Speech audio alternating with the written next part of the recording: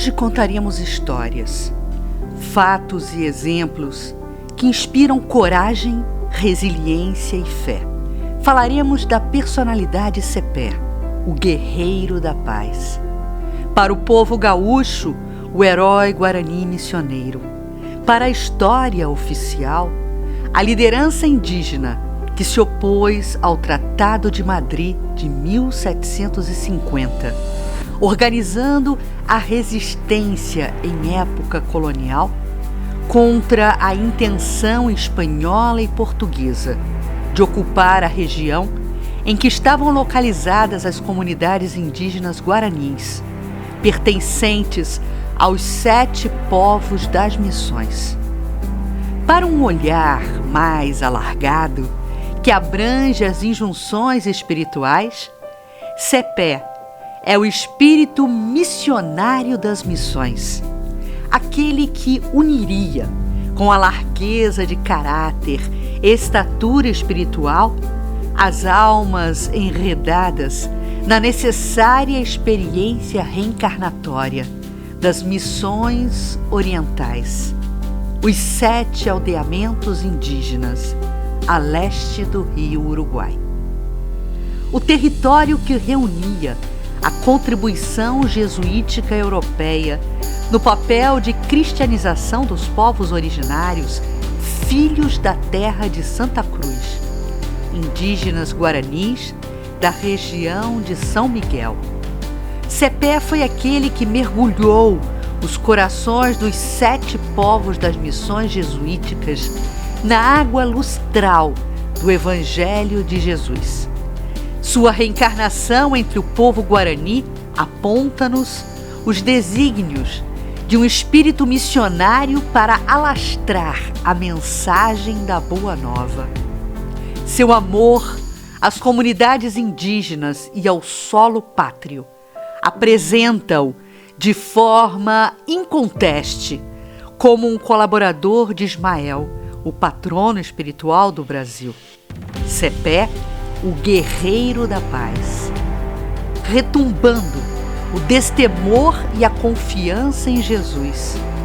Suas palavras são de permanente estímulo ao trabalho no bem, de fidelidade aos evangelhos, de coragem para prosseguir, de união e de intenso amor pelos sofredores.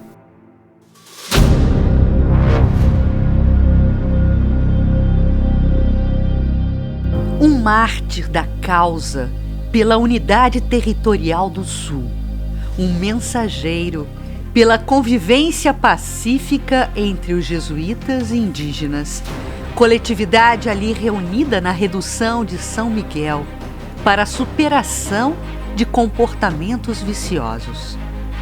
Com firmeza, consagrou união. Apesar da guerra, com liderança, semeou a paz.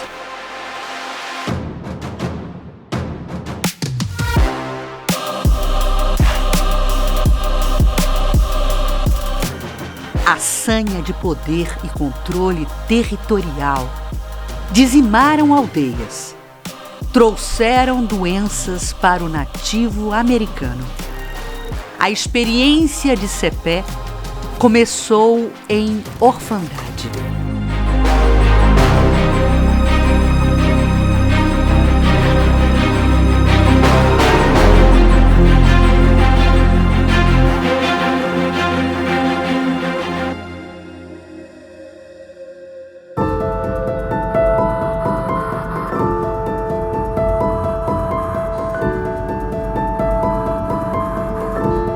A misericórdia divina me faça acordar, em memória espiritual, um reencontro.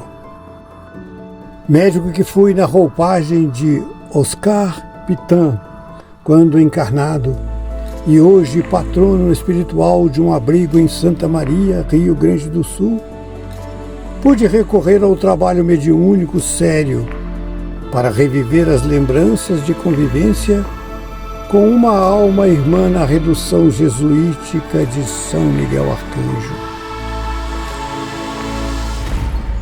Mais de 300 anos afastam as reminiscências desse convívio da minha narrativa. Por via mediúnica, ditei à irmã Maria Elizabeth da Silva Barbieri essa saga de amor. É pela psicografia dela que reverbero doces lembranças daquela noite primaveril, quando me foi entregue uma criança tremendo de frio. A enfermidade levara os pais daquele menino indígena, que febril me chegava pelas mãos trêmulas do irmão Jean-Pierre. Aconchegando-o ao meu coração, roguei com toda a minha fé que Deus me concedesse forças para salvar a alma que Ele me enviava. Ajoelhado, colocando infusões sobre a sua fronte e ao longo do seu corpinho imóvel, vi algo inesquecível acontecer. A célula diminuta foi iluminando-se como se o sol das Campinas estivesse a nascer ali, naquele momento, aquecendo e envolvendo o ambiente com a sua intensidade. As paredes, o teto, tudo foi se ampliando em uma visão transcendental. Divisei, em meio àquele esplendor de luzes, a imagem resplandecente que, na percepção do jesuíta, que então eu era, assemelhava-se aos anjos do altar da grande nave da catedral, mas com uma beleza superior e indefinível. Ele, o anjo, trazia na destra uma espada flamejante, encimada por uma flâmula com as seguintes palavras em letras brilhantes: Deus, Cristo e caridade. Aproximando-se do pequenino Cepé, aquele ser angélico tocou-lhe a fronte com a espada luminosa e pude ouvir, antes de perder os sentidos, pelo impacto emocional da visão, a voz profunda ecoando nas fibras da minha alma a dizer-me: cuida do meu filho, ampara-o, ensina-o a despertar os conhecimentos que traz consigo, em meio a este povo simples, a fim de que a comunidade lastreada no cristianismo primitivo volte a luzir, agora, no coração do mundo, na pátria do Evangelho.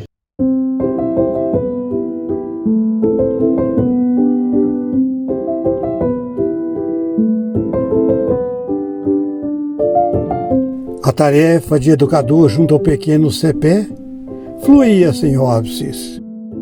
O menino, espírito resoluto e ao mesmo tempo dócil, nos surpreendia com a profusão de conhecimentos e com a gama de valores que a educação lhe acordava a cada dia.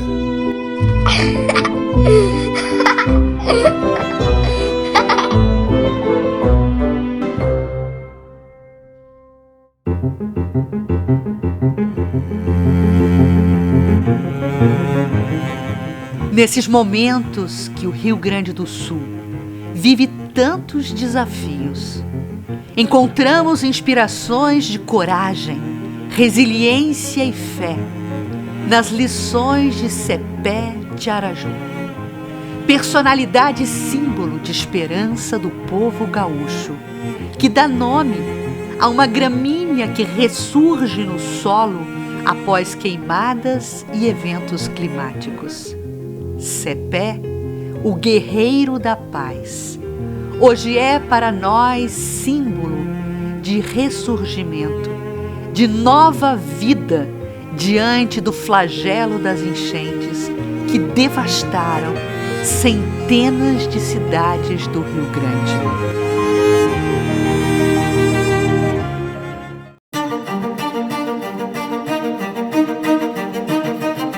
Na Batalha de Caiboaté, em 2 de fevereiro de 1756, Cepé sai ao encontro do seu destino. Foi ao Holocausto com seus irmãos indígenas. Lutar contra o invasor palaciano.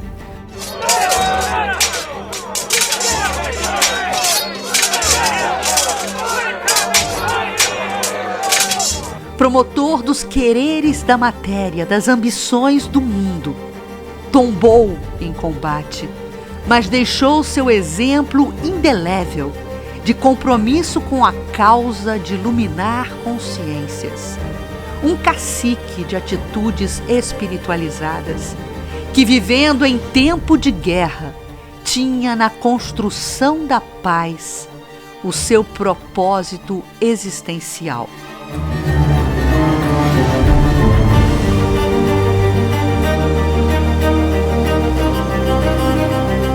Retirou-se assim o anjo guerreiro de Ismael das colinas físicas do Rio Grande do Sul para percorrer as extensões espirituais em suas tarefas abnegadas de socorro aos que sofrem sem paz e sem luz.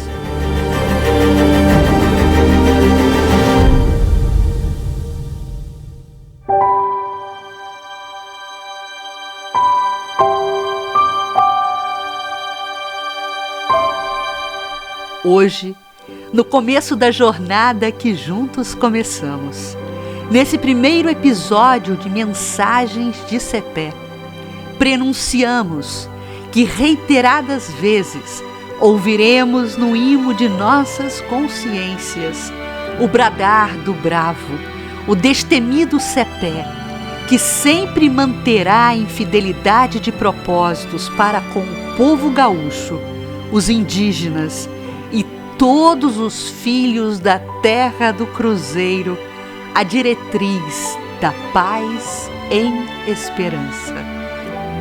Essa terra tem dono, Jesus. Não os latifúndios do desespero e da amargura, mas a terra abençoada, com a robustez do solo fértil, da determinação, da garra, da força para novos recomeços.